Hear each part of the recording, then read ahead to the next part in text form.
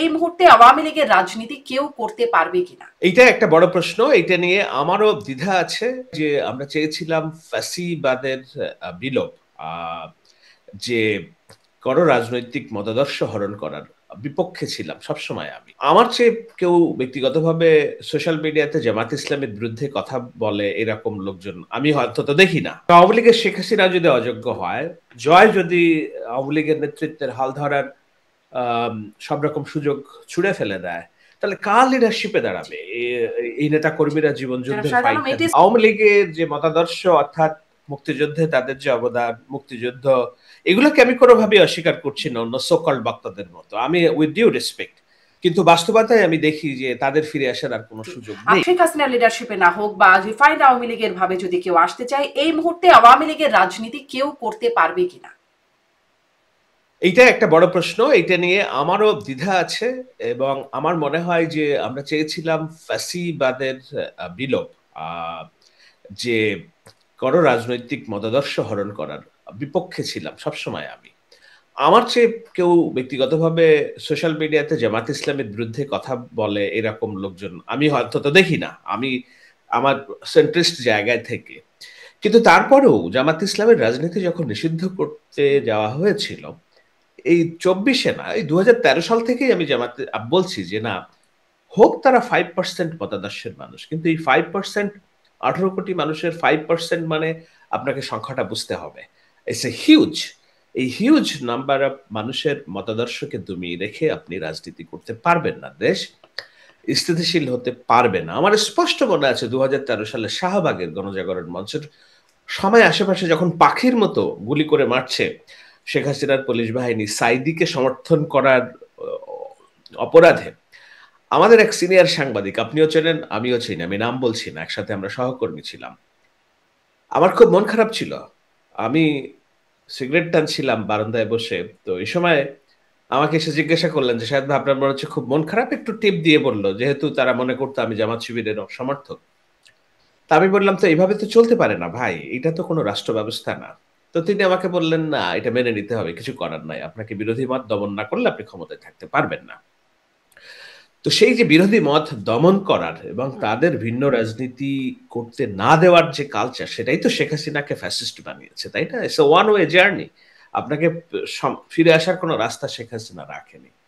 তো আজকেও যদি একই রকম করা হয়, ধরেন যার হাতে রক্তের দাগ, আওয়ামী লীগ আপনি বন্ধ করলেন, শেখ হাসিনার বিচার করলেন, ফাঁসি দিলেন, আই ডোন্ট কেয়ার, কিন্তু যার হাতে যে মুক্তিযুদ্ধ, শেখ মুজিব কিংবা জয় বাংলার প্রতি যাদের আদর্শ আছে এবং যারা সুষ্ঠু রাজনীতি করা, যারা শেখ হাসিনার রাজনীতি হত্যাকাণ্ডেরও বিরোধিতা করে রাস্তায় নেমে এসেছে কিংবা মৌন সমর্থন দিয়েছে, এইসব মানুষগুলোর রাজনীতি আপনি চাইলেই তো আর তারা জামাত করতে পারবে না, তাই না? তারা বিএনপি করতে পারবে না। সো তারা যেন একটা অন্য নামে হলেও তাদের রাজনৈতিক কর্মকাণ্ড পরিচালনা করতে পারে। যদি না করতে পারে তাহলে এটি ওই কমিউনিকেশনস এর ভাষায় একটা থিওরি আছে, সারপ্লাস রিপ্রেশন। আপনি একটা গ্লাসে পানি ঢালবেন, মানে চাপ দিবেন, রিপ্রেস করবেন, ওর একটা ধারণ ক্ষমতা আছে, কিন্তু ধারণ ক্ষমতা যখন শেষ হয়ে যাবে, ওই পানি কিন্তু এমন না যে আপনি চাইলেই ঠেকানো বন্ধ করতে পারেন, এটা উপচে পড়ে যাবে এটা। হ্যাঁ, তো আমরা যদি এই রাজনৈতিক মতাদর্শকে প্র্যাকটিস করতে না দিতে পারি, ভিন্ন নামে যারা শুদ্ধ, স্বচ্ছ এবং নিয়মতান্ত্রিক রাজনীতি করবে, হত্যা রাজনীতি করবে না, তাদের যদি প্ল্যাটফর্ম আমরা অ্যালাউ করতে না পারি, তাহলে এটা সমাজে একটা অস্থিতিশীলতা জন্ম দিবে। আপনি যেটি বলছিলেন যে আপনি নিজে জামাত শিবিরের মানে প্রচন্ড সমালোচক হয়ে ওই সময় আপনি তার একটা প্রতিবাদ আপনার মনের মধ্যে জেগেছিল বা বলেছিলেন, তো এখন যারা আওয়ামী লীগের বিরোধিতাও করছে তাদেরকে এরকম সাপ্রেস করা হলে বা তাদের রাজনীতিটা নিষিদ্ধ করা হলে তারাও কি সিম্প্যাথাইজড, মানে তারা কি ওদিকে সিম্প্যাথি তাদেরও গ্রো করবে কিনা, তাতে আবার আওয়ামী লীগের লাভই হয়ে যাবে কিনা, এই বিশ্লেষণেরও একটা জায়গা আছে কিনা? এইটার মানে আমরা তো কেউ ভবিষ্যৎ বলতে পারি না, কিন্তু এটাই বলে যারা, ইতিহাস এটাই বলে, যারা নির্যাতিত হয় মজলুম তারাই হয় এবং তাদের প্রতি মানুষের সিম্প্যাথি বাড়ে, এটা সহজ হিসাব। কিন্তু আওয়ামী লীগের যেই দ্বারা সংগঠিত হত্যাকাণ্ডের যে দগদগে ক্ষত, এগুলো তো আমাদের মনে আমরা আছে। আমরা দুটি বিষয়, একটা হলো যে সিম্পলি আপনি যদি সহজ সরল রেখায় দেখেন যে আওয়ামী লীগের প্রতি নির্যাতন হলে তাদের রাজনীতি করতে না দিলে তাদের প্রতি সিম্প্যাথি বাড়বে, প্রথম কথা। কিন্তু আপনাকে বুঝতে হবে যে জামায়াত ইসলামের ক্ষেত্রে যেটা হয়েছে কি, তাদের নেতাদের ফাঁসি দেওয়া হয়েছে এবং তারা ইসলামী মনোভাবাপন্ন। সো ইসলামী লিডার হিসেবে সাধারণ মানুষের কিছু সিম্প্যাথিও তারা পেয়েছে। অনেক গ্রামে সাধারণ মানুষ মনে করেছে যে দুঃখিত, একটা ইসলামিক মানুষজনকে হয়রানি করা হচ্ছে, তাদের রাজনীতি করতে দেওয়া হচ্ছে না। তো সেটা ছিল, এবং জামাত ইসলামী ঢাকার মাটিতে ছিল, তারা তাদের পক্ষে বৃহৎ একটি রাজনৈতিক দল, তাদেরকে শেল্টার দিয়ে গেছে বিএনপি।